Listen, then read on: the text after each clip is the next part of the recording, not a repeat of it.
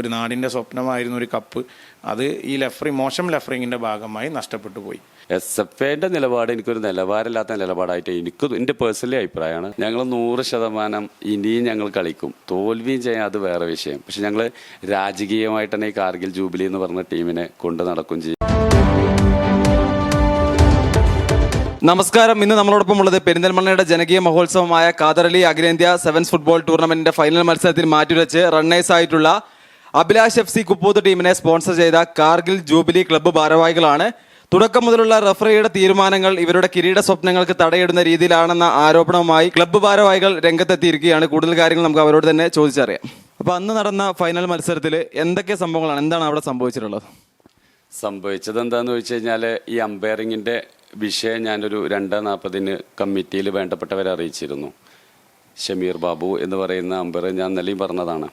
അപ്പോൾ ആള് ഫിഫക്ക് അനുകൂലമായിട്ട് വല്ലപ്പുഴയിൽ വിസില് ഊതിയ വിഷയമായിട്ട് ബന്ധപ്പെട്ടിട്ട് ഒരു പ്ലെയർ, കാളികാവിൻ്റെ പ്ലെയർ ആളെ കയ്യേറ്റം ചെയ്തതാണ്.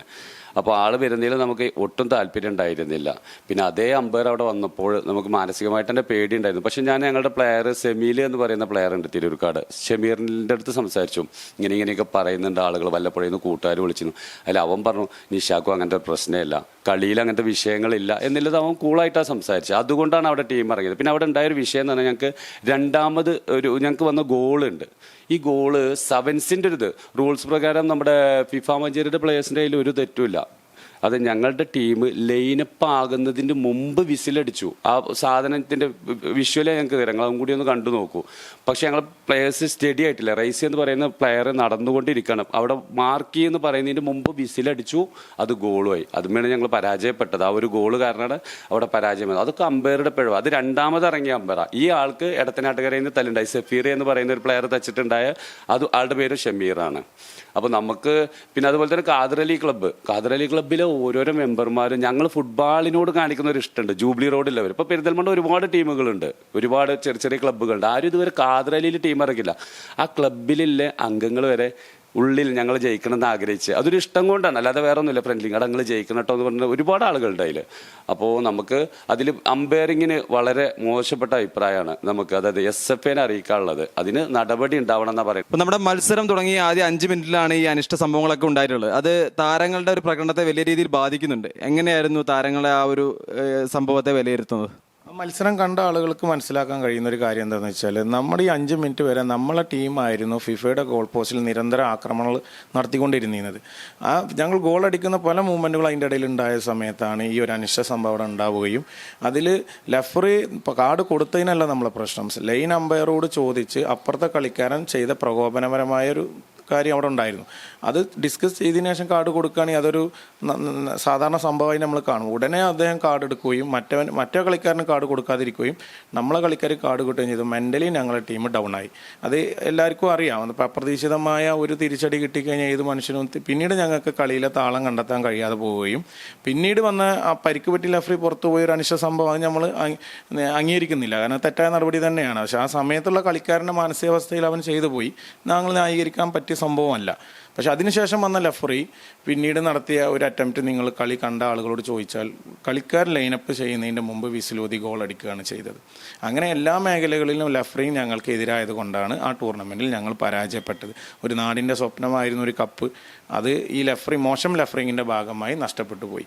അതിനൊരു വിമർശനം ലെഫറിക്കെതിരെ ഞങ്ങൾ ഉന്നയിക്കുന്നുണ്ട്. അതുപോലെ തന്നെ നമ്മുടെ പാട്രിക്ക്, അതിൽ ആ കളിയിൽ എത്ര ഫൗള് നടന്നു. ആ പാട്രിക്ക് ബാൾ കൊണ്ട് പോകുമ്പോൾ ഓപ്പോസിറ്റ് പ്ലെയർ ഒന്ന് ചെസ്റ്റിൽ ചവിട്ടി വീഴ്ത്തി, അതിനൊരു കാർഡ് പോലും കൊടുത്തില്ല.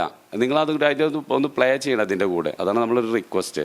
അപ്പോൾ ഒരുപാട് പ്രശ്നങ്ങൾ ടോട്ടലി അമ്പയറിങ്ങിൻ്റെ സൈഡിൽ ഉണ്ടായിട്ടുണ്ട്. അപ്പോൾ കുപ്പൂത്ത് ടീമിൻ്റെ ആസിഫുമായിട്ട് ബന്ധപ്പെട്ടിട്ട് അവർ നടപടിയായിട്ട് പോകുമെന്നാണ് പറഞ്ഞത്. ഇനി പിന്നെ ഇന്ന് വല്ലപ്പുഴയിൽ കളിക്കാനും കഴിയില്ല റിംഷാദിന്. ആ റെഡ് കാർഡ് റിംഷാദിന് കൊടുത്തില്ല.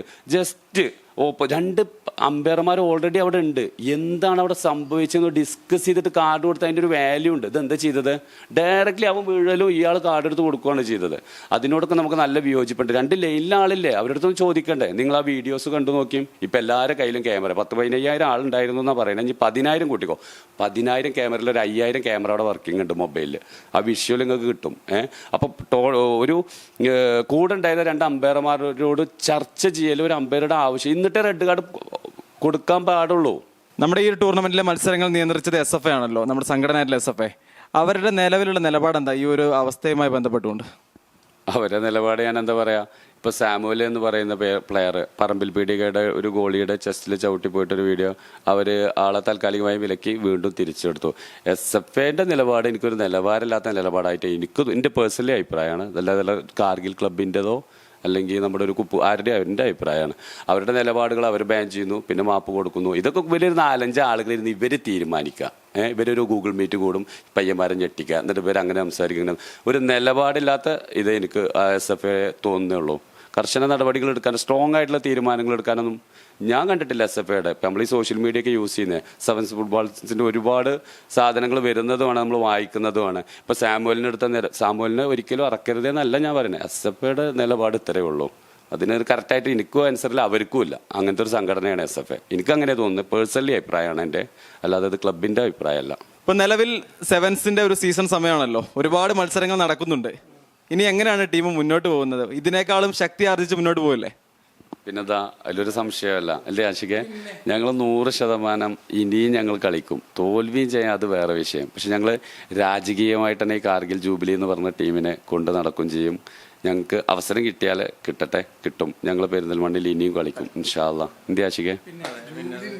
വൈബ് പെരിന്തൽമണ്ണയിൽ അത് എന്ത് പ്രോഗ്രാമാണെങ്കിലും ജൂബിലി ടീം ഉണ്ടെങ്കിൽ ആ ഒരു വൈബ് ഉണ്ടാവും. പിന്നെ അതുപോലെ തന്നെ ഞങ്ങൾക്ക് എടുത്തു പറയാവുന്നതാണ്, ഞാൻ പറഞ്ഞത് Thekkinkad eagles, Kargil jubilee, red star club, അതുപോലെ തന്നെ തൊട്ടപ്പുറത്ത് ഗ്രീൻസ്, ഈ 5 ഞങ്ങളൊരു മേഖല ഒന്നിച്ച് എല്ലാവരും സപ്പോർട്ടിങ് ആയിരുന്നു. തേക്കോട് മുതൽ ഈ ലാസ്റ്റ് വരെ ഇനി എടുത്ത് പറയില്ല, അത്രയും സപ്പോർട്ടിങ് ആയിരുന്നു. കട്ടക്ക് നമ്മളെ ചെക്കന്മാർ കൂടെ നിന്നിട്ടുണ്ട്, ഭയങ്കര സപ്പോർട്ടിങ് ആയിരുന്നു. എല്ലാവരും ജയിക്കണമെന്ന് ആഗ്രഹിച്ച ഇനിയും ഉണ്ടാവും അവർ.